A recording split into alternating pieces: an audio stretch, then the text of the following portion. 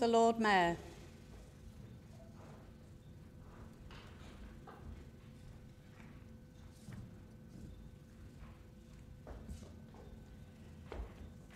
City of Adelaide Council meeting on Wednesday the 9th of May 2023.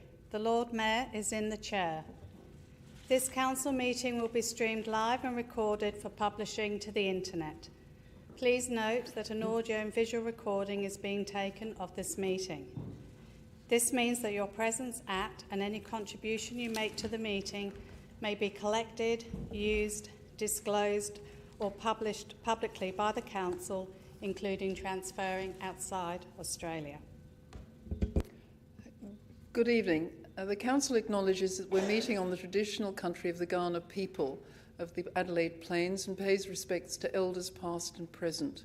We recognise and respect their cultural heritage, beliefs and relationship with the land. We acknowledge that they are of continuing importance to the Kaurna people living today, and we also extend that respect to other Aboriginal language groups and other First Nations who are present today.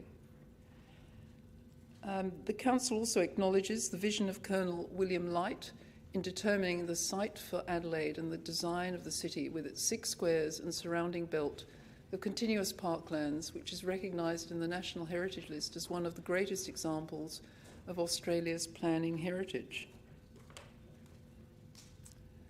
In introducing the prayer, I would say that this is a moment of contemplation for the gravity and implications of our decision-making. I invite members to read the prayer as printed or reflect in a manner appropriate to their beliefs on these issues.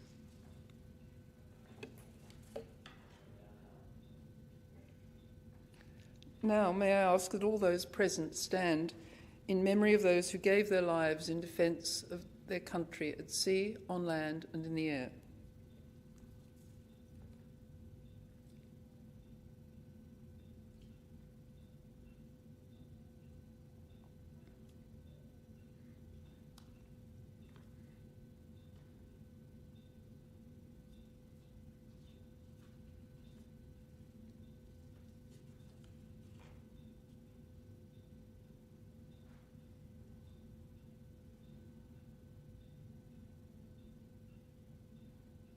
Thank you. Please take your seats.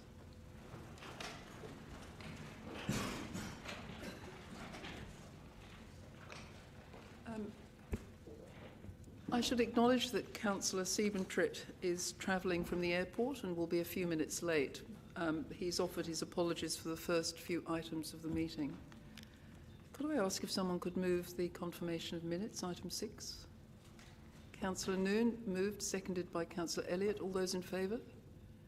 That's carried. Thank you, members. We have no deputations this evening or petitions, and so I'll move on to item 9,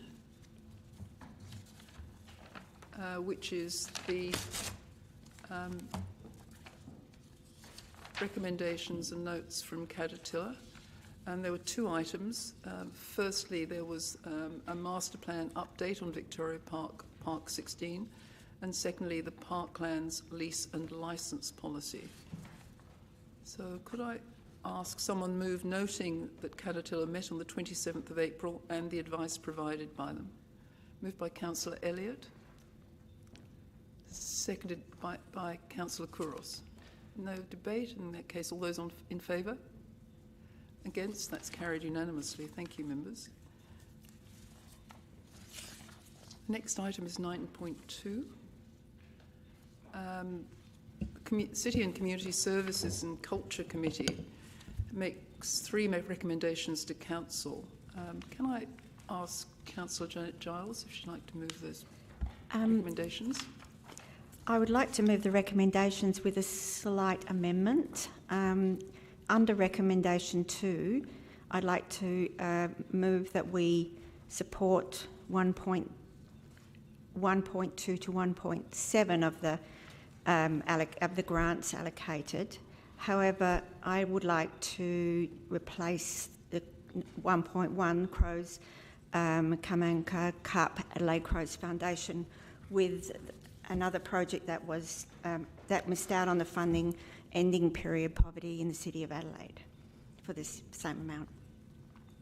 I'm sorry, can you just help me with that? I didn't quite catch. So basically,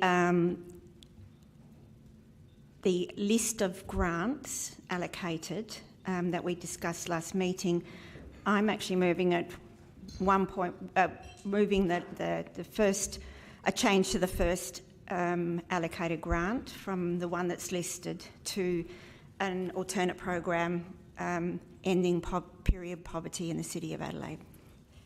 Can I just clarify that they have an application? Yes, they were one of the 16 that missed out on the funding. Is that okay? Yep. Can I just check that that's a legitimate amendment? Thank you. In that case, could I seek a seconder with that variation? Councillor Elliott, thank you. So now we're having recommendations 1, 2 and 3 with 2 as varied. Is that correct? Anybody speaking against that motion? Councillor Couros? I just would like to hear from administration in regards to that amendment and then the implications within that.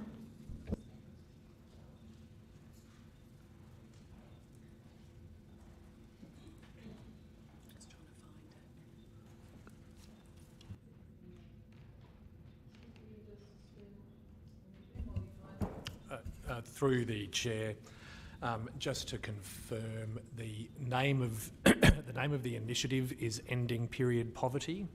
The name of the entity is Youth Inc. and Taboo.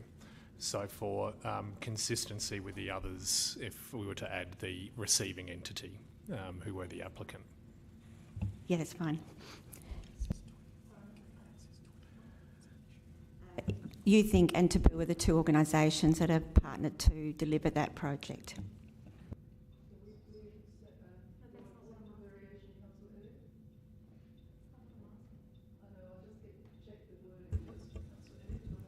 I'm happy with the amendment, Lord Mayor.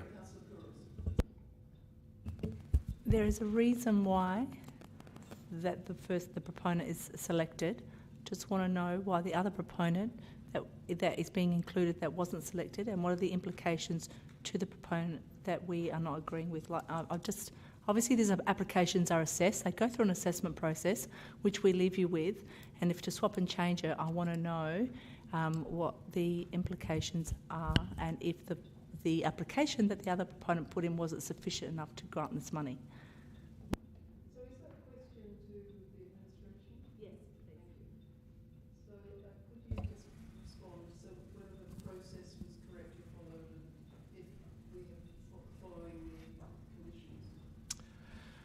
Thank you, and through the chair, with regard, just to take your question in parts, with regard to the Youth Inc. proposal, it was a good proposal. It met the criteria. So it's important for councillors to be reminded that often through oversubscription, we do have a number of proposals that would meet the criteria and score well, but we don't have sufficient funds to fund every single grant application. There were elements that we thought, like with all, could be improved, but they did meet and tick the criteria. With regard to the impact to the removal for the crows, that's something that I'll just need to check some further advice on. At this point in time, I can't answer that question directly. Can I just wonder if I could speak? No, I'll speak to my motion because I haven't spoken yet. The reason I'm doing this is that at the committee meeting, there was quite a bit of discussion about whether or not it was the role of council to fund a project from a very large corporation that could probably fund itself for some of that work, particularly around the issues of Aboriginal cultural awareness, which one would think would be part of their core business. And so, on reflection, going back and thinking about it over that last week, I did feel uncomfortable that there was a project that was very worthy, that focused on youth at risk and social enterprise of people who actually live in our city, and focused on young people, that was missing out on funding, yet we were giving funding to an organisation that could well fund the project themselves. So that's why, after talking to a few people, I thought, let's test and see whether or not we could send a message to people who apply for grants to say that they really need to think about the strategic that needs and organisations. We need to think about organisations that can't provide these projects without additional funding from the council.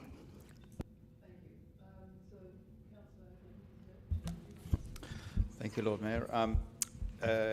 Just to briefly explain my thoughts on this amendment, I've got no issues supporting this particular amendment. I'm well aware of the great work that Taboo does. Their co-founders, Eloise and Isabel, are well-known identities around South Australia. They do wonderful work at Taboo.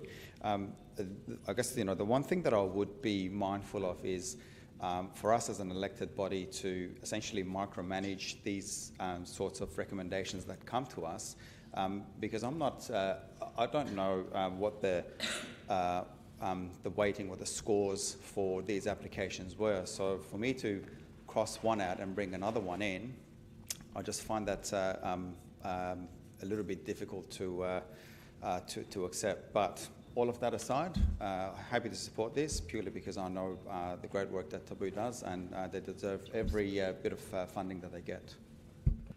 Can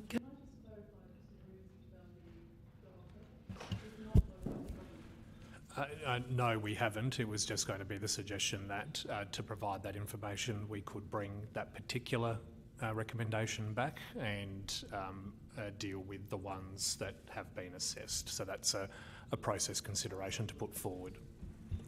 I don't know if the mover would like to defer that matter to have a reassessment or just vote on it now. If there's Deputy Lord Mayor, otherwise we'll put it to the vote. Lord Mayor, may I just speak very briefly in support of this proposal?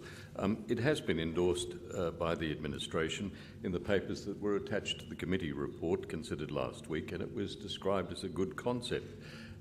This Ending Period Poverty project seeks to make period projects available to women, and particularly those who are vulnerable in our society, women fleeing domestic violence, women at risk of health issues.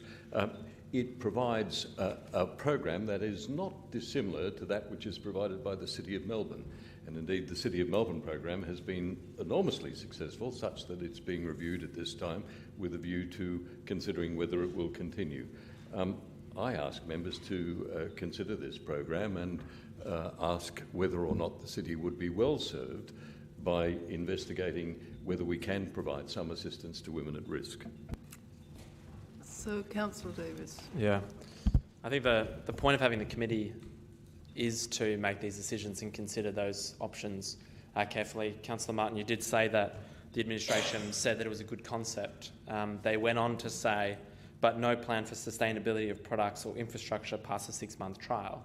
The administration went through and reviewed the applications. And in relation to this specific one, the panel suggested linking the group with private businesses, services who supported disadvantaged, most in need, and who may be interested in funding privately. Look, I really do think that rather than making a decision tonight, it should go back to committee to flesh out exactly what that proposal would look like. I also note that tonight we basically have two motions. We have a state voice to Parliament. We also have a federal voice to Parliament motion that we'll be discussing tonight. Now, do the Crows have lots and lots of money? Well, maybe, but what they're asking for is, I'm not sure how much money the Crows actually have, but what they're asking for is funding to conduct an activity which would promote reconciliation and particularly aimed at Aboriginal and Indigenous affairs. I think, as the Lord Mayor basically said on radio when she was talking about the Aboriginal Centre for Aboriginal Culture in South Australia, it'd be a very brave government, I suppose, in South Australia to introduce a voice and then at the same time cancel funding for something that promotes it. I see a significant tie between cutting $20,000 worth of funding, which would go significantly to supporting reconciliation activities, particularly in this year when we have a state voice to Parliament and a federal voice to Parliament, and then supplementing that and putting in something where the administration and a committee that's made a recommendation to Council in a position where they didn't actually recommend that we support this, and there were alternative methods to delivering it. So, look, I find it very difficult, I think, to support the motion without further I suppose, review by this council. My suggestion would be to vote it down, send it back to committee, ask the questions, actually figure out if there could be a way that the officer's recommendation, particularly around this proposal, could be improved such that we would have the confidence to pass it. But I think cutting Aboriginal, especially a program that would focus on reconciliation, promoting that community on a night like tonight, probably leaves a very sour taste in many people's mouths. But I would suggest we vote this down and bring this back to committee at the next appropriate time and discuss this at length. I think that would probably be an appropriate way of dealing with it. Thank you. Councillor Kouros and then Councillor Elliott, who seconded the motion, and then we might sum up and put it to the vote. I just wanted to reiterate Councillor Abrahimzadeh's point. It's really nothing against ending period poverty. We know that the good work that they do. We also know, as Councillor Davis has pointed out, that the money was going towards a good cause for the Crows as well. I just think we have a process in council. We've got to stick with it. If there was at the committee a suggestion that you'd want to change it to somebody else, that was the opportune time to have that discussion, because that's what the committee is for, to have those deep dives into alternative suggestions. Thank you, Councillor. Councillor Elliott, yours as seconder. Thank you, Lord Mayor. I'm very pleased to second this, and I think it's a fantastic idea that Councillor Giles has put forward to offer a different organisation to put this money to, rather than just striking the Crows from the grant list. I think I made my perspective on this matter quite clear at the committee meeting last week, that I have issues with a large corporate entity using one of their subsidiaries to gain public money to run one of their programs.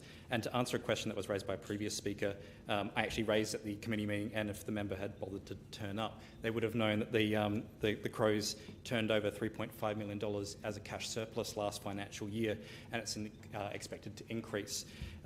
It's a troubling figure for me, because if the same member had came to our budget planning session this weekend that they requested, they would find that we're in a much worse off position to generate income than the Adelaide Crows.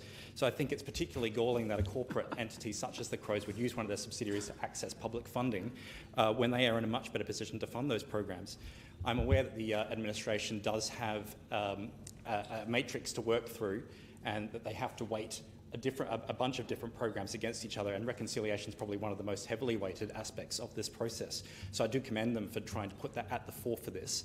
However, I do think that it is a systemic problem that we have with our selection criteria, that corporations should be able to access this funding. It's recently come to my attention that $5,000 was given in grant funding to the ANZ, who turned over a $6.5 billion cash profit so they could buy Tupperware for a sustainability project.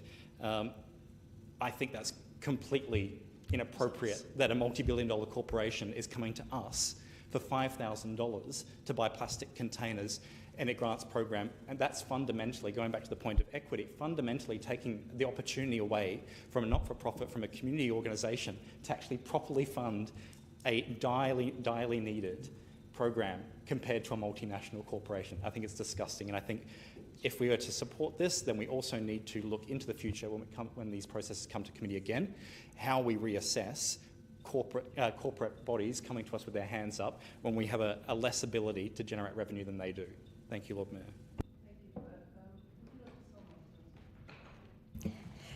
Thank you, Lord Mayor.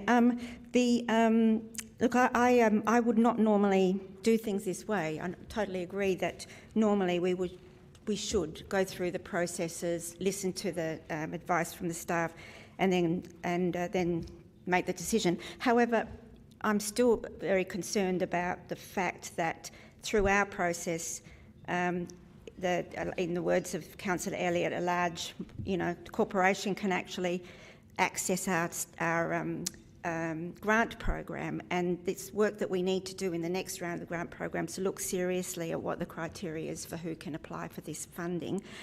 The other point I'd like to make is that these are recommendations to us, that we don't have to just accept a recommendation. In a most recent committee meeting, at the same committee meeting, we had a recommendation from the administration to fund 2 artworks in North Adelaide and knock them both back, with repercussions for the relationships and the previous commitments made. So it's up to us to make these sort of decisions. We could wait and give the Crows $20,000, or we could send the message now that it's our intention to make sure we really do hit the targets in terms of social inclusion and social justice in our grant funding programs. Thanks. We'll now put this to the vote. All those in favour? Against? That's carried. Thank you. A division has been called. Please. Members, a division has been called. Please stand in favour of the motion until your name has been called. Councillor Elliott, Councillor Ho, Councillor Couros, Councillor Noon, Councillor Lee, Councillor Siebentrit, Councillor Snape, Deputy Lord Mayor, Councillor Giles and Councillor Abraham today. That's carried, and we'll note that Councillor Davis remains seated and therefore was voting against the motion. Thank you. I should just point out in passing that we will be reassessing our grants funding criteria and schedules as soon as the new year starts. I now move on to item 9.3. This is the City Planning, Development and Business Affairs Committee and the Climate Action Plan. I don't know if the Chair would like to move this. Councillor Noon. Seconded by Councillor Snape. Thank you. Councillor Siebentrit. Sorry, Councillor Noon, do you want to speak to this? No, just to congratulate, I think, the administration on what they've put together, and it was a really good report. Fabulous. Councillor Siebentrit. Lord Mayor, I would like to move this in an amended form to pick up on a couple of minor points that were discussed at the committee. If I can propose some amendments. This is an amendment, yes? Yes.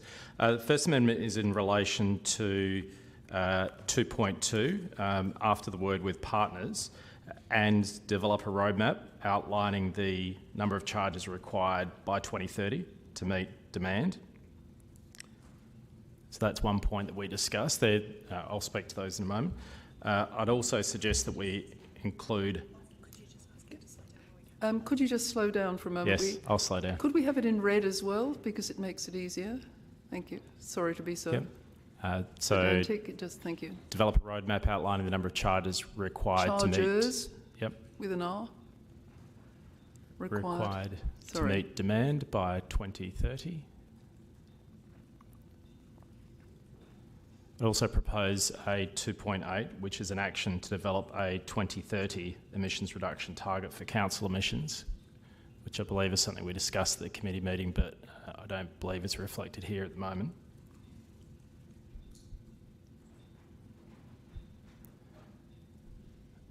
And the third element, maybe an amendment, but I believe we need to check with the administration, is we had talked about reporting on the number of offsets that need to be purchased by council in order to meet our carbon neutrality. Through you, Chair, and to the CEO, would that be picked up under item 3? Could I just ask for clarification? Yes. Have we any advice here? Mr. Haridis?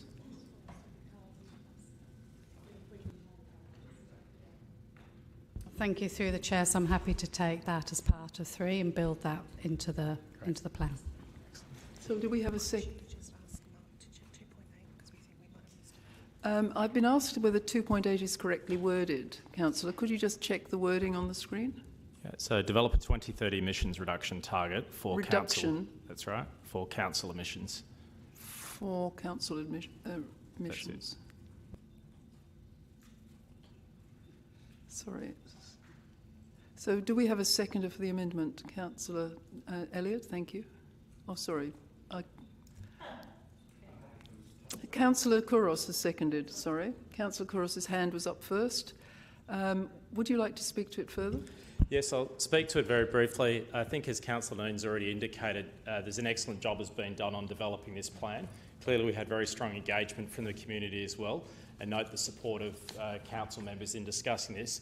In relation to the roadmap for addressing demand by 2030, I think 100 additional public charges in the coming 3 years is an excellent outcome. The question is that with nearly 30,000 people living in the city at the moment, and I think the estimate is 125,000 people working in the city, what is the future requirement for charges in the city?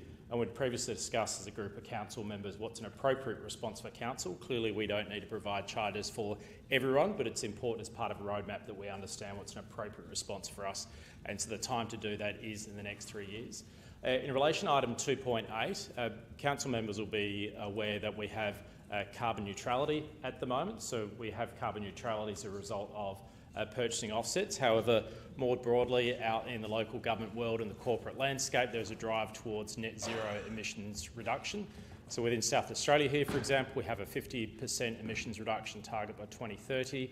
Council's already achieved much here, but I think it's important that we come in line with what we're seeing in the corporate world and elsewhere in the government sector by having our own 2030 emissions reduction target, which is separate to carbon neutrality, which has been achieved through the purchase of offsets.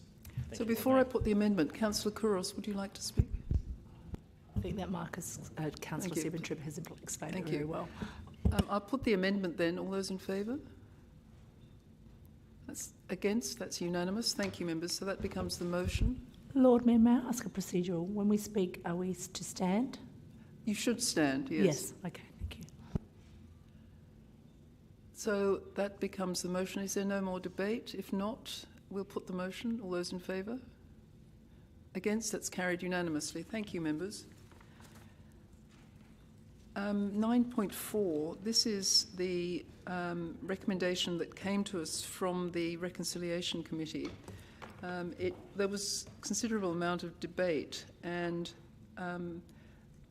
there was some doubt from members about the actual wording of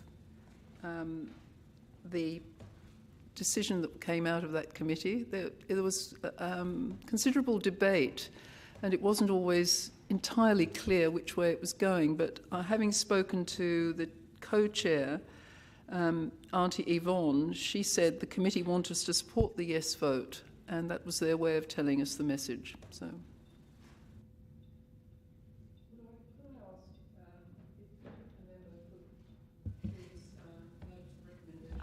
I'll move that. We know Councillor Giles, seconded by Councillor Snape.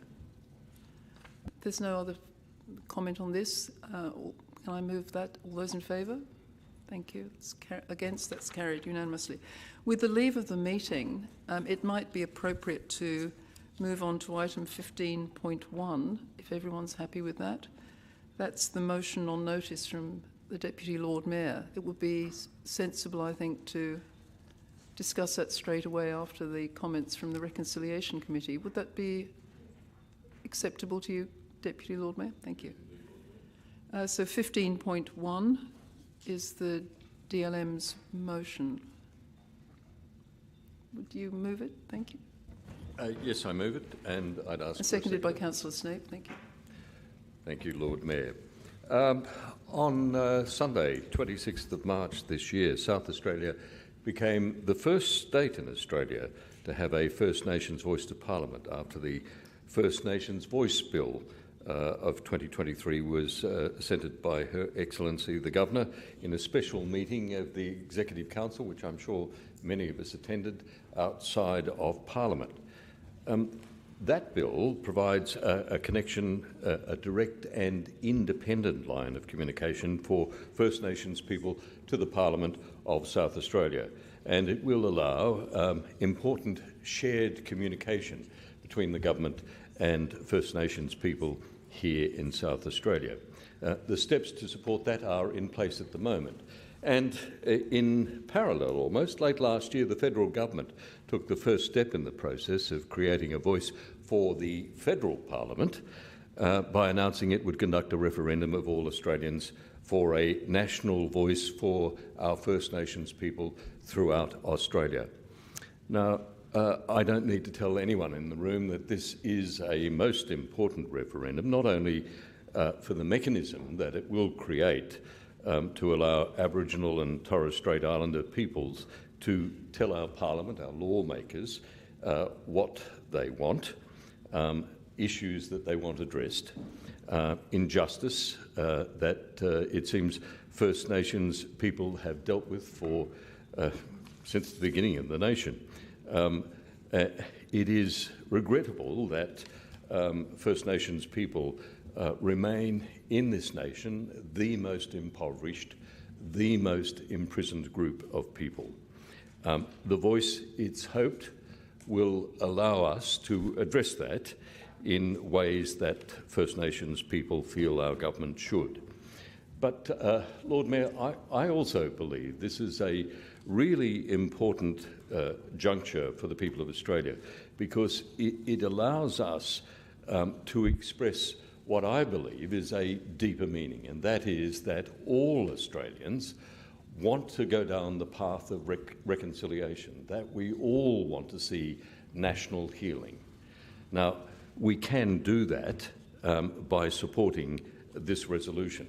Lord Mayor, I'm delighted that Auntie Yvonne, the co-chair of the Reconciliation Committee, has conveyed to you today the committee's support for this resolution, and I understand her personal support as well.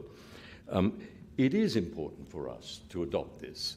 We have a proud history as a council of being a leader in the community in adopting substantial reforms, and they include establishing, as one of the first local government areas in South Australia, a reconciliation committee. Just a half a minute more, if I may, Lord Mayor. A reconciliation committee. We were one of the first local government areas to allow there to be an apology from the council, and we are proudly one of the local government areas in Australia that flies the Aboriginal and the Torres Strait Islander flag from this town hall. I would also ask that the last part of this motion, which I have added and communicated to everyone earlier today, as I understand it, the Lord Mayor has received a communication from the Commissioner for the Voice to the South Australian Parliament, asking that she and the City of Adelaide take a leading part in informing the whole state of South Australia about this referendum by providing a platform for an information and briefing session at a venue to be determined, and to which all mayors throughout South Australia will be invited. I think it's a fantastic idea and I endorse it thoroughly. I hope you will too. Councillor Snope? I will keep it very brief because I don't think I could follow the eloquence of Deputy Lord Mayor in this matter. Just to say, I know there might be a suggested concern from, what is council doing getting involved with stuff like this? But council has a very large role to play. I have spoken to several First Nations elders, including my good friend and mentor, Uncle Muggy, Major Sumner, and I've also attended a public forum where I got to hear firsthand from multiple First Nations elders from across the state, both rural and from metropolitan Adelaide. And I actually stood up and asked the question, what can local government do in this space? And the resounding answer was, make your voice clear in the support of the Voice if that's what you believe. And I got that message loud and clear. So I believe in supporting this referendum. I think it's high time we didn't just use words, but we used actions. And I would be supporting this wholeheartedly and encourage the rest of the room to do so.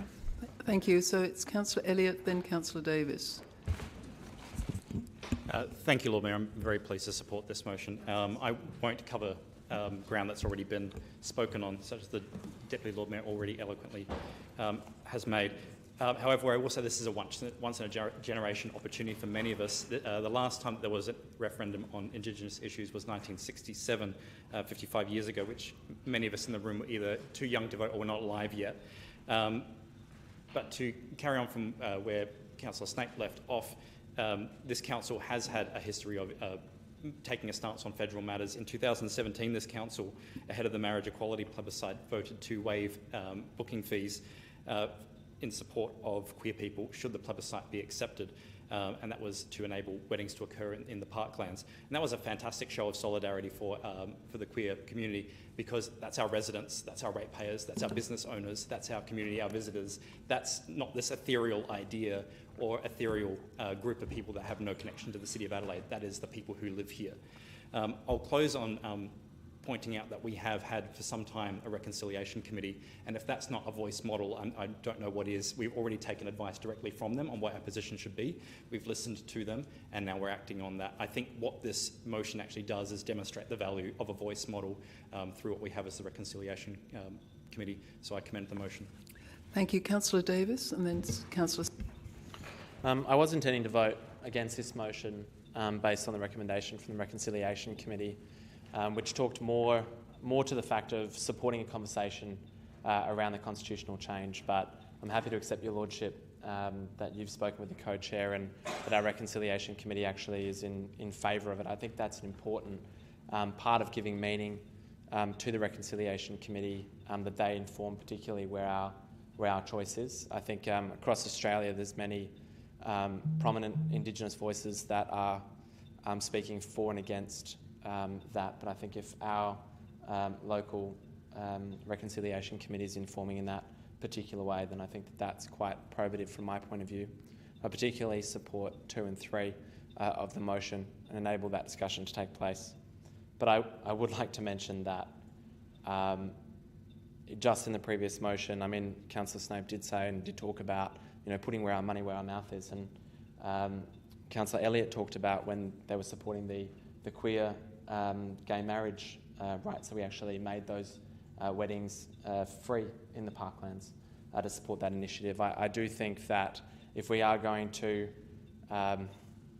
carry out the values that we profess, that removing or withdrawing support from a recommendation from our committee to this council and changing that committee motion to now withdraw $20,000 of funding, which was intended to facilitate reconciliation workshops with 300 students, together with 50 Indigenous students as well, and promote and wave that flag, where the Adelaide Crows Foundation, which is not the Crows themselves, would be contributing the vast majority of that funding, and we would be looking to support that initiation. I do think that that's a really bad look for the council and potentially duplicitous. So I do hope this council finds a way to put our money where our mouth is, and perhaps if we don't support that particular project, support reconciliation with our community, if we've abandoned our recommendation from our committee on a night like tonight, I would hope that we would be able to find something to substitute that.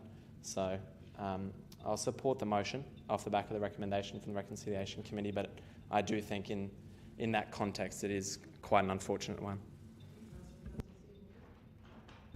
Lord Mayor, I'd also like to speak in favour of the motion, and I don't wish to duplicate anything that's been said before. I would note, though, that we have a strong addition to what's been said, a strong history around reconciliation. In my understanding, we were one of the first councils 26 years ago to sign a reconciliation statement. But the reason I rose to speak was to remind us all about the unique opportunity we have as the institution within the institution of local government. Some of you may have heard what I believe are some of the most profound words come out of one of our Indigenous leaders recently at a Boyer lecture by Noel Pearson.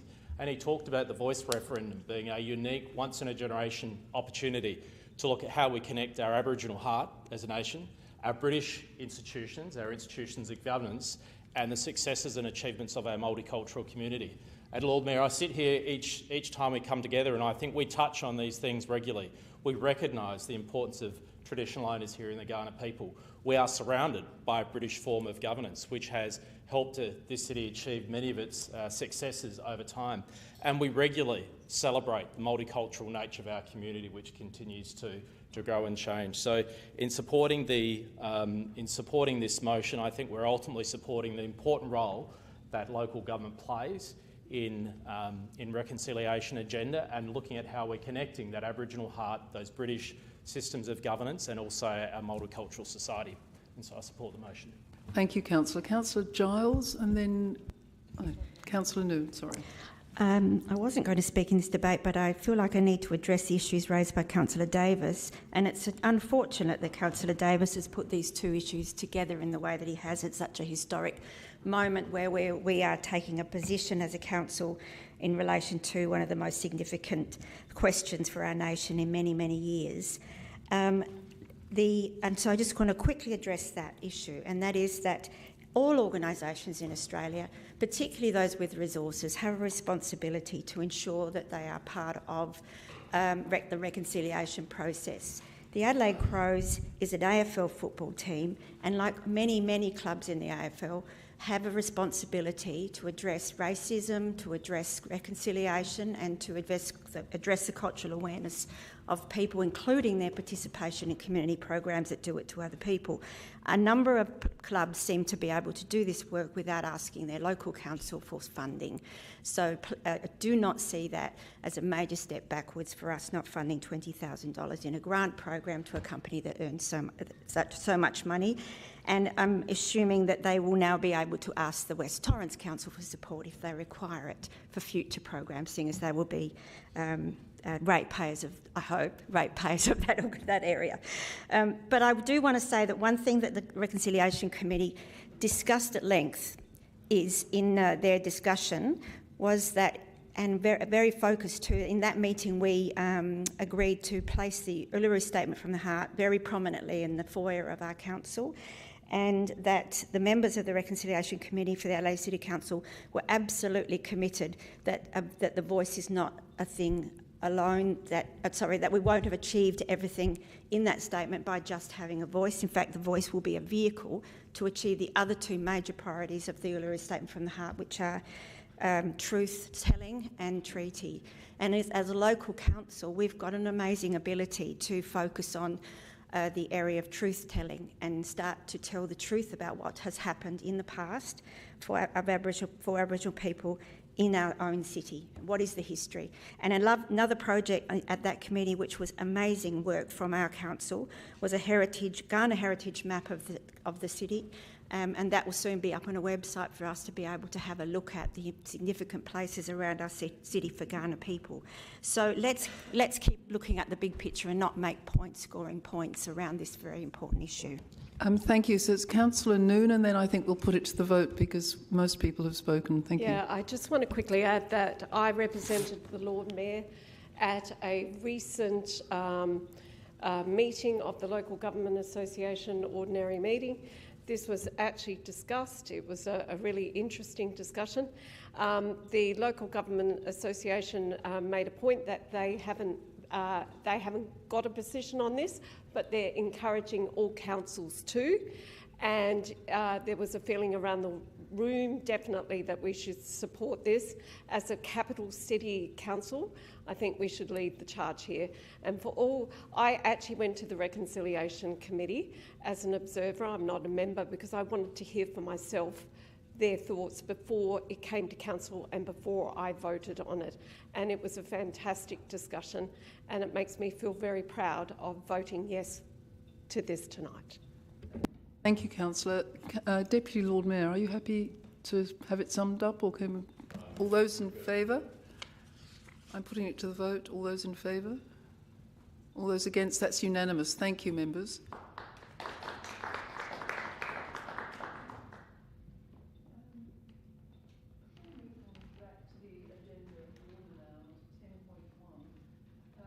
Councillors might not remember, and I have to confess I hadn't noticed that this was a one-year appointment.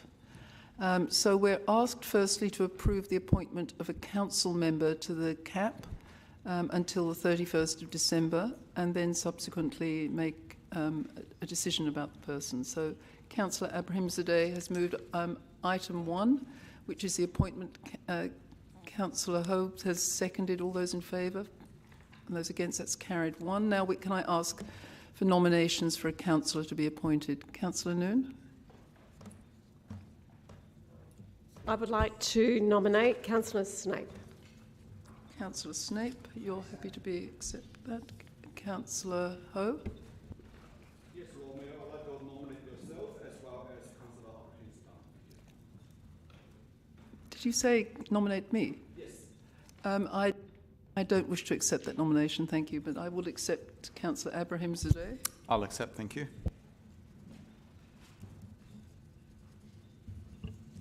Any other nominations? No. We will have a poll then, please.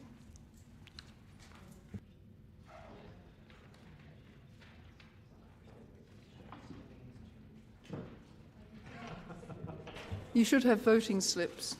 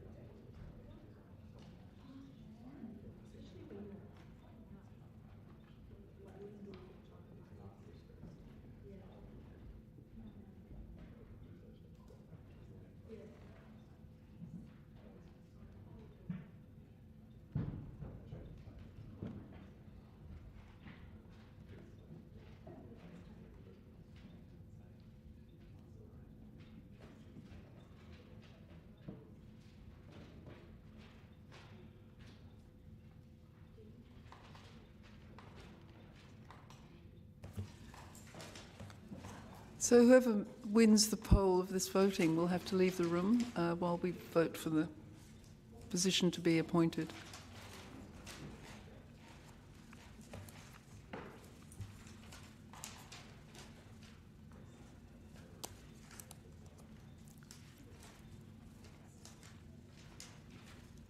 Is that the right time?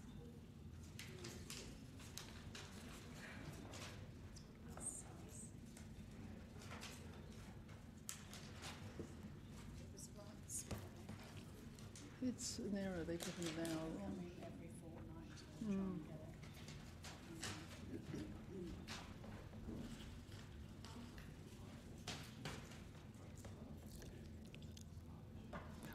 Could I just point out we have some problems with the timekeeping this evening. The clock on the wall is an hour slow.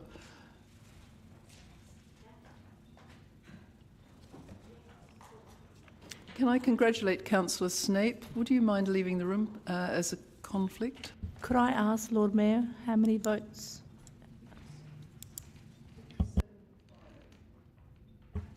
7-5. So now could I ask someone move that Councillor Snape be appointed as a member of the Council Assessment Panel until the 31st of December 2023. Moved by Councillor Noon, seconded by Councillor Elliott. All those in favour?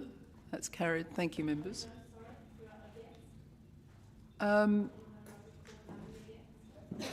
Sorry? Yes, how many? Would you like a division? No, I think she's asking, Your Worship, you just asked who we voted for, but you didn't give an opportunity for members to vote against it. So I'm sorry. Shall we take the vote again if you didn't vote against? All those in favour? All those against? 1, 2, 3. Division has been called.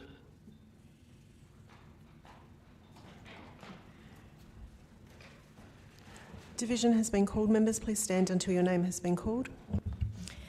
Councillor Elliott, Councillor Noon, Councillor Lee, Councillor Siebentritt, Deputy Lord Mayor and Councillor Giles. And those voting against will therefore be Councillor Ho, Councillor Noon and Councillor Davis. Sorry, Councillor Kouros and Councillor Davis. Sorry. I feel the need to record those who are voting against. Thank you. We have it recorded. Please ask Councillor Snape to return.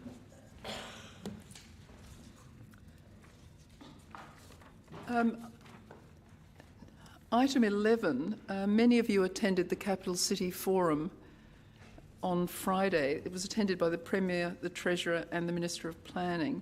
We discussed adaptive reuse of buildings and had around 100 people in attendance from various industries: finance, development, property owners, housing and not-for-profits. And we progressed the matters, and I believe that we'll have a programme developed over the next few months that we'll bring back to Council. There was also an announcement of the preferred tenderer for the bus station development, and that was released a week ago. We have also been involved in World Red Cross Day. Many of us attended Sturt Street Primary School's 140th anniversary, and in addition, and I realise that not all of you were keen to attend this event, we celebrated the coronation of TRH, King Charles III and Queen Consort on the 5th of May with an afternoon tea.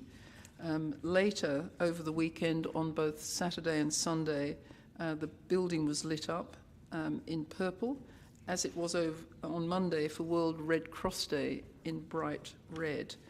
The other change in the agenda and our procedures was that you now have forms that have been circulated to allow a more clear designation of conflicts and a better recording of those statements so that we have better records. So if someone would move noting my report. Thank you, Councillor Abrahimzadeh, seconded by Councillor Noon. All those in favour? That's carried. Thank you, members. Councillors' reports. Do we have any 12? Councillor Abrahimzadeh? Do you have a report? Oh, move. Seconded by Councillor. There isn't any. None? Moved by Councillor Hope. Oh, you would like to speak? Thank you. Thank you. Sorry, Councillor. That's all right, Lord Mayor. Well, just very brief. I mean, like, I have received a lot of positive feedbacks from my community about the steam clean on the pavers on Guja Street. Thank you so much for the administration, and we'd like to see it to be more regular. Thank you. It's good to hear that. Councillor Davis. Just because it was mentioned tonight, I would like to offer an apology for not making it on Saturday.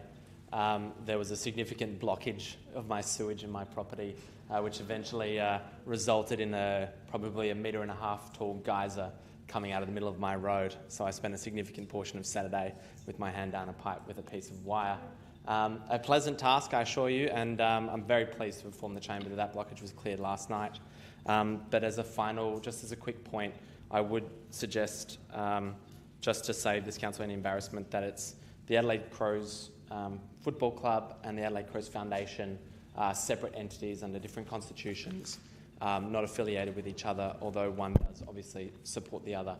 But I think that's probably something that we don't want to discredit, I think, the work of the Adelaide Crows Foundation, necessarily link them hand in hand with the Adelaide Crows. So I think we might take that as a personal explanation, Councillor.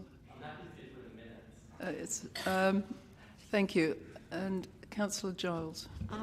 Lord Mayor, I'd just like to briefly say that I attended, as did you, and you were on a panel of a very, very interesting forum organised by the University of South Australia about the issue of sufficiency, which was a new term for us in Australia largely, and goes to addressing climate change, particularly in reduction of carbon emissions, and it was hooked up from Adelaide to Paris and also many places around the world, including Ghana, China, Pakistan, and people were discussing how we add in the issue of what is enough and whether or not we need to continually build new things and grow grow economies in order to be able to live well.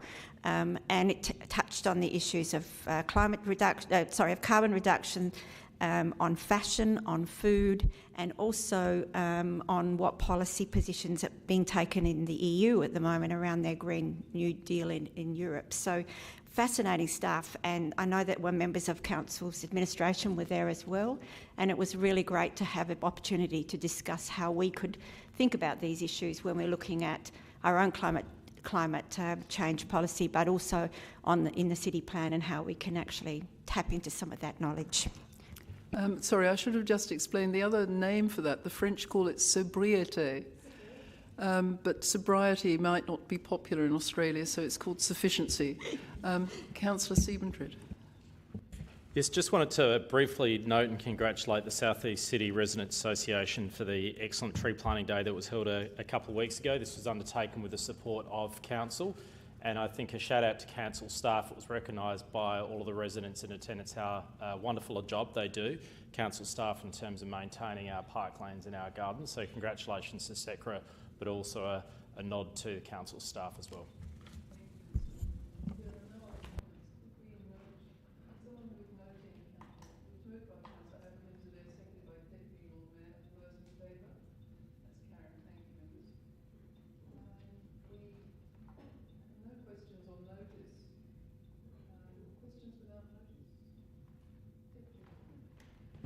Lord Mayor, it sounds a bit like a motion without notice, but I wonder, is there a reason why the administration can't provide the forms related to conflict of interests on the desks of councillors together with voting forms and other information so that they can be completed on the evening and handed to the administration? We will provide them.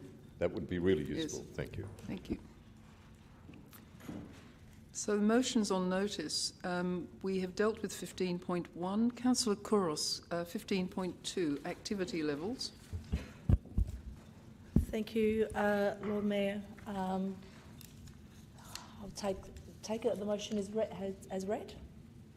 Seconded. Do I have a seconder? Councillor Abrahimzadeh. Basically, this conversation came up through administration, in which the only way that we are getting our data regarding the crowds within our city is through SpendMap, and it doesn't prove to be reliable. We're wanting to go through a deeper dive to what happens throughout the city of Adelaide during those periods that we have the festivals on. Mainly obviously through the March season, and also the recently included one, Gather Round, and we also got one I didn't include in there was Tasting Australia. I think I did, didn't? So basically what happens to our city during the time that we have these major festivals? Is it only centred in one part? Is it more? Does it broadly reach to the south, north, west? What is it that we can extract data from? And we can use sources like SpendMap, also the foot traffic and keeping tab of foot traffic, and also utilising information from our U-Parks. I kept it broad. It was mentioned to me by one of the councillors that maybe that we need to seek a way of what this report is meant to be attached to. It's not really meant to be attached to anything. It's meant to be just a broad report. And once we get that report, then maybe we can make some decisions in regards to our city overall. It's just one step forward to get a deep dive into what happens to our city when these overall throughout the whole of the city during those festival seasons. I think Councillor Noon wanted to speak. I'm a little bit confused about this particular motion. When I actually look at the actual events, they're all SATC. So I actually have spoken to SATC, and I went to their website, and they're all state government. And I asked them if they had this data, and they do. And basically, AIDA has this data. I'm not sure. This is going to be, I think, resource-rich for us to actually do this as council, when it's probably, it could be AIDA's role to do this. This is where the confusion is for me when it actually comes to AIDA versus Adelaide City Council versus everybody else, which is what we're trying to sort out perhaps through these reviews that we're doing with AIDA. So I support it to a certain extent, and because I live on data, and for me, data says everything, and it just informs what we should do. But I'm just a little confused of who should actually be doing this, and where the actual data lies. And I think because there's, their major events run by the government, they actually have a lot of this stuff that we could actually pull from, and it could really, I guess, mitigate us having to actually double up and actually try and find all this data ourselves when it's already there. So thank you. I've discussed this already with the CE, and I think we have the data. Thank you, through the Lord Mayor. The data that we'll be using to support this report is already existing, either within AIDA or within the City of Adelaide. We already have this data. Are you summing up, Councillor? No, I'm actually very confused myself, because it's actually through AIDA that I actually developed this motion with, and they said that they don't have the data, they don't collect the data from the U-Parks during those times.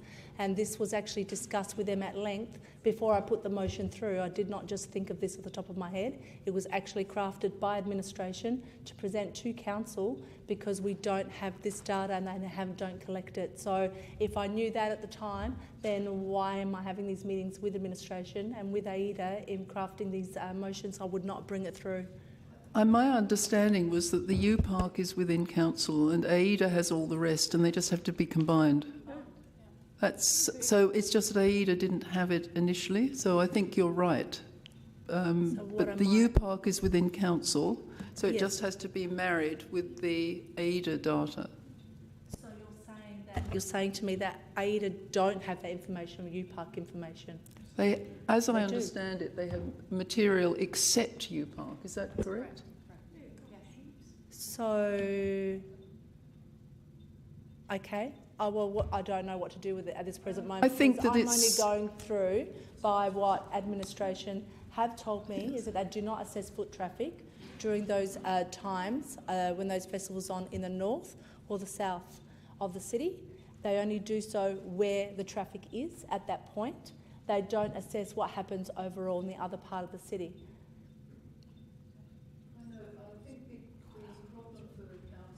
Is whether the data exists for North Adelaide and other parts of the city. I think you've got the data for the East End and Rundle Mall. Can we just clarify whether it really exists or is obtainable for the rest of the city? Thank you. Through the Chair, my understanding is that we currently track, and we have for a number of years over time, across Hindley Street, Market Precinct, East End, Hindley Street, and that is measured as a time series data collection set. Through this motion, what we'll also do is layer in other aspects of data that we do have across other parts of the city. Well, then shall I withdraw this motion and then have it worded another way, which can action you to combine all the data together? Because as you can see, that I don't think you collect it in North Adelaide, and I don't really think you collect it in the south. I think you collect it in target areas. We are doing this, thank you, Lord Mayor, and I think what the motion is asking for is that we report that through to Council. What Council currently gets via your portal is a report from AIDA. You don't have a collated, integrated report, and my understanding of your motion is that that's what you're seeking, Councillor, and that's what we're committed to doing, and bringing that back to Committee and Council. Well, so CEO, if we're already doing the work, if we're already getting that data, and you're saying that we're getting it collectively over the whole of the city, including North Adelaide, then there is no point. You can just going to combine. Councillor, I think you will. The data's there, but you haven't received it. So the administration is committed to giving you what you've asked for. So then there's no point in having it as a motion if that's no. They will. We're quite able to vote for it and get you the material you want. Councillor Davis. Look, I'm very happy to support the motion, and I think it would be, despite Councillor Kouros's arguing against it to some extent. Obviously, we had like a significant debate around the Adelaide 500, a number of events, in particular those road closures and the impact on Adelaide City residents. I think throughout this process and throughout the report that the administration provides, they'll be able to clarify exactly what data we do and don't have. And then we'll be able to potentially look at holes in our system, or we'll be able to be better informed about the actual economic benefit and costs of these type of things for local residents. So I'm happy to support this very well formed and grateful motion. I think it'll be a great benefit to the city. So can we have this motion put there? All those in... Councillor Abrahimzadeh, do you want to speak against the motion? No. As a seconder, I just want to highlight a couple of things, if I can, please, Lord Mayor.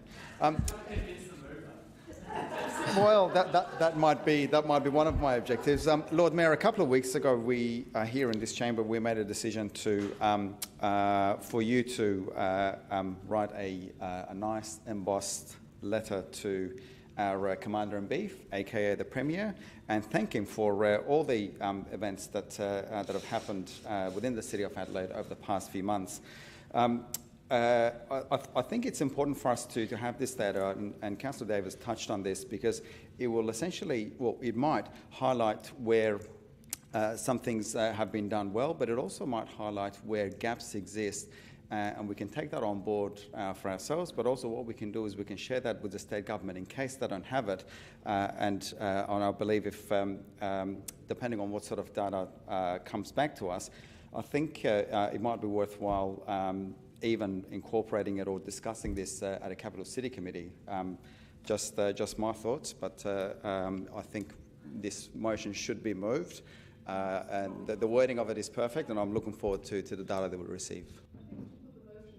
Councillor Kouros withdraws it. All those in favour? All those against? That's carried unanimously.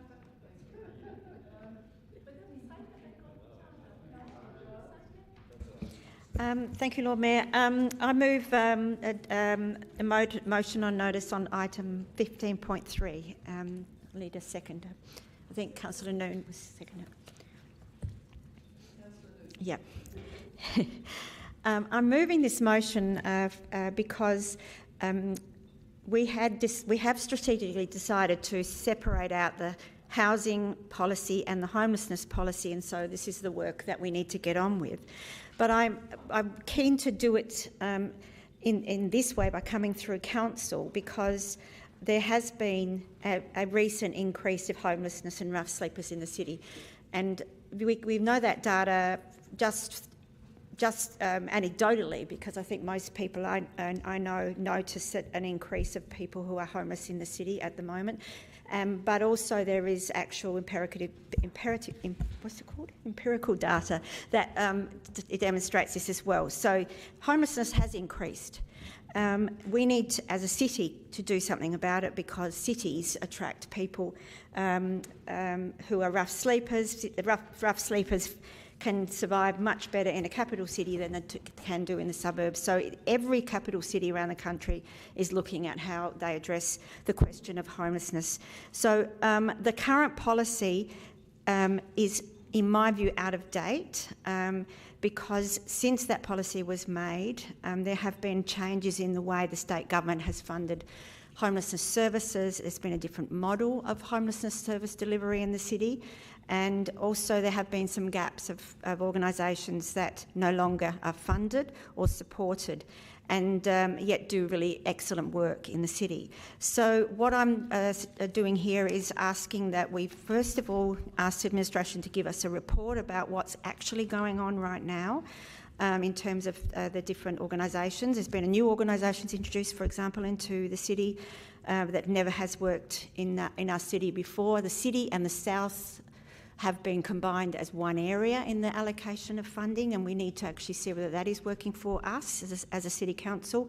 And also, I think it's time we pulled together the key stakeholders who all care about this issue in our city, and sit down with them and work out, well, what is our role as a council in this area of homelessness? What's the best way that we can operate in order to be able to achieve our strategic target, which is zero functional homelessness? And my third point is that because this will take a little time to get people together and also analyse where we're up to before we can develop a new approach to homelessness policy, I think it's crucial that we have a look at some of the services that are operating currently in the city who will fall out of all funding buckets and may not be able to continue to exist and yet provide absolutely crucial support for the most vulnerable people at the moment.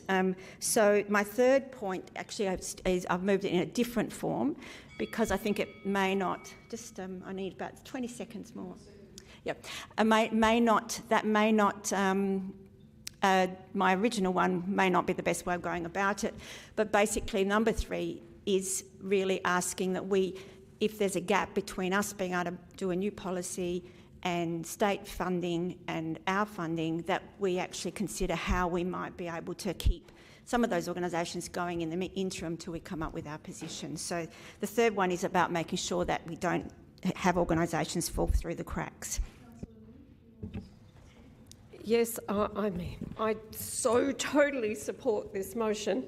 And Councillor Giles, you will remember that we actually have seen the data to support the increase when we met with David Pearson from the Alliance to End Homelessness, and we have seen that data that is going up. It's just really tragic, and I walk to and from work every day and have for the past 12 years, and I have seen it change and increase, and this data just supported that. I actually believe that what you were suggesting here, and I absolutely just bet me to the post on this, that I believe that this will also inform our policy that we are writing, which is we're separating the two policies out, which we've agreed to, and as administration has said in their report, they're doing a separate homeless policy and separate housing policy as it should be, and this, what you're suggesting, will inform some of that policy. So, thank you. So, Councillor Couros and Councillor Elliott.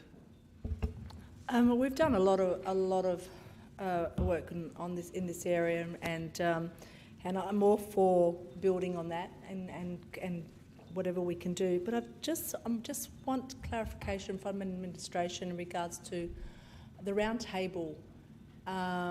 Is this a homelessness round table to be developed to consult with key stakeholders? So you come back with we've done this before, have we not? A roundtable discussion. Are we having not a forum? Have we worked with other alliances and other groups in which we've come together and worked towards a policy? I'm just wanting to know, are we doubling up on something? I don't know that we're doubling up because things may have changed, but we were part of the AZP programme when the backbone existed, and I should admit that I don't think I have a material conflict because the Don Dunstan Foundation is no longer operating in this space. But the council was a funding partner and a member of that group. But the whole process was set up from a thinker in residence, and we've had the council involved at many stages, I think in the last probably 50 years, because this isn't a new agenda for the council. So it's happened, but it has to be re-established every few years because things get forgotten and the information drops off the agenda. All right, so this is enabling us to further that. Okay, thank you. So it was Councillor Elliott, then Deputy Lord Mayor. Thank you, Lord Mayor. Firstly, I'd like to thank and congratulate Councillor Giles for putting this motion together. I think it's a fantastic initiative. And I also thank her for the conversation we had prior to tonight's meeting about my particular feelings about how this motion or this initiative should progress. So I'd like to request that this motion be taken in parts, with 1 and 2 being taken as one motion and 3 as a separate motion. And that's on the basis that part 1 and 2 relate to a policy area and part 3 relates to budget measures. I think tying them together is a little bit complicated, especially given the imminence of our budget, and we haven't had an opportunity just yet to discuss as council what the budget implications of these measures would be. However, I don't want this motion to be slowed down by being tied up in those two separate processes. So I absolutely wholeheartedly support the aspects of this motion, but I would request that they're taken in part. So I don't think there's any reason not to take 1 and 2 together, is there? Thank you. Deputy Lord Mayor. Yes, firstly, Lord Mayor, may I declare that I have a relative who works in the Adelaide Zero project. I do not believe, however, I have a conflict in this instance. Look, I thank Councillor Giles for bringing this proposal to us. As the administration acknowledges, it's bringing to committee in June a draft of a new homeless policy for the City of Adelaide, which will deal with the council's actions in relation to homeless people and rough sleepers. However, I do believe that there's much merit in what's being proposed. A great deal has changed over the last couple of years in terms of which agencies are dealing with homelessness. The nature of homelessness also has changed. A great many homeless people now are moving throughout the city, whereas previously they were concentrated in particular areas. And at the same time, many of the agencies have very different views about the way in which homelessness should be approached as a policy and indeed in determining their actions. It would be useful to have them all in one room as a consultative mechanism to be able to discern which organisation has which view and how they propose that we should deal with it. In respect of the funding arrangements, I'm quite comfortable with what's proposed. Councillor Giles has simply asked that the administration provide proposals for funding support as part of the 23-24 budget, but it says quite specifically in the amendment that it's part of the grants program. That program doesn't operate until we begin the 23-24 financial year. We are through the 22-23 financial year, and so all proposals will be considered after July 1st, which is the intention of what's proposed. So it has no impact on the budget itself. And additionally, the reference to the quarterly financial reporting process means that the councillor is suggesting there may be opportunities for reconsiderations of the budget based on the outcomes of the quarterly reporting process from QF1, QF2 and QF3, all part of 23-24. And as members who've been here before will know, it's not uncommon for the administration to reshape, reframe budgets in the context of emerging priorities, fresh priorities determined by this council. That is, as I understand it, the intention of Councillor Giles, and therefore the proposal relates entirely to decision-making that occurs after July 1st, not as part of any consideration leading up to June 30th. May I also say I understand her particular concern about some organisations which have been effectively, through the grants program here at the City of Adelaide, defunded over years gone by. And one of those organisations in particular plays, I believe, a vital role in homelessness in the city and rough sleeping, and more particularly is an independent voice in relation to homelessness and ought to be at that round table and part of council considerations, in my view, in the grants program that's coming. So, in summary, Lord Mayor, I urge members to support all 3 points. They do relate to 23-24 in 23-24, not the coming weeks. Councillor Abraham Zizek. Thank you, Lord Mayor. Can I start by declaring that I do have a general conflict of interest, as I do work for the South Australian Housing Authority, and they are the state government agency responsible for housing the homeless population. Although this particular motion nor the administration comment talks about the SA Housing Authority, I don't think that this motion will bring about any benefit nor disadvantage to me. So in saying that, I will join the debate and I will vote on this matter. But what I would like to do is ask the mover whether if they'll consider a small variation, and that is in relation to the roundtable being chaired by a councillor. I wonder whether if they're open to varying it so that either the section of a councillor is taken away, or whether if that the person, I guess, chairing the roundtable is either the Lord Mayor or the CEO. Can I ask the mover if she would be happy to have a councillor or Lord Mayor? I'm happy to do that. I was trying to manage the workload of the Lord Mayor in putting a councillor. Thank you. I'd be happy to chair it. Thank you. So there's a variation. Councillor Noon, are you happy with that variation? Thank you. Councillor is. Thank you. Thank you, Councillor Giles. Lord Mayor, I'll speak to this briefly. I think this council has been a champion in tackling homelessness. This particular council and also the previous council and the one before that. One thing that I would urge members to keep in mind is that when it comes to tackling any social issue, and let's take homelessness as an example, is that when it comes to providing grants and funding to organisations, it's important for us to focus on outcomes rather than outputs. So just because you service a client, and you might service that client multiple times, you need to be mindful as an organisation, as someone who's responsible for service delivery.